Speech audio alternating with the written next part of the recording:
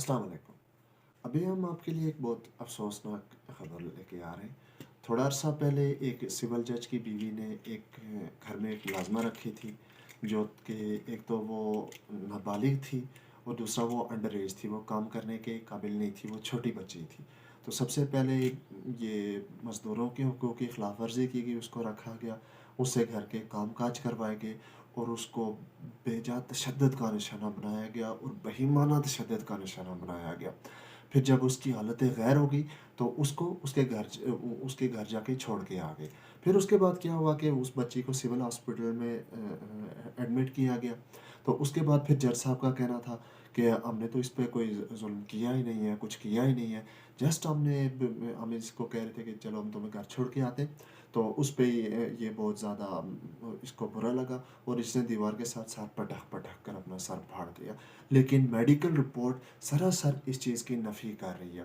तो कुछ अरसा वो ज़िंदगी और मौत की कशमकश में रहने के बाद बिलाखिर उसने इस दुनिया फ़ानी को कूच कर लिया।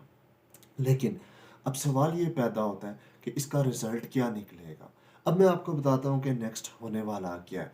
देखें, अगर आप सिविलियन हैं तो आपको चालान पे करना पड़ेगा अगर आप ट्रैफिक रूल्स की खिलाफ वर्जी करें। लेकिन अगर वही कोई ट्रैफिक वार्डन करेगा तो उसके लिए कोई चालान नहीं है। क्यों?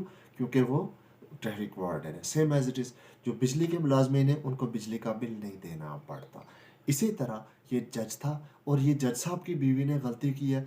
तो जैसे वो बिजली के मुलाजमीन को बिल नहीं देना पड़ता, वैसे ही इस बंदे को कोई जवाब नहीं देना पड़ेगा। ये हमारे मुल्क का कानून है और यही हमारे मुल्क की असलियत है।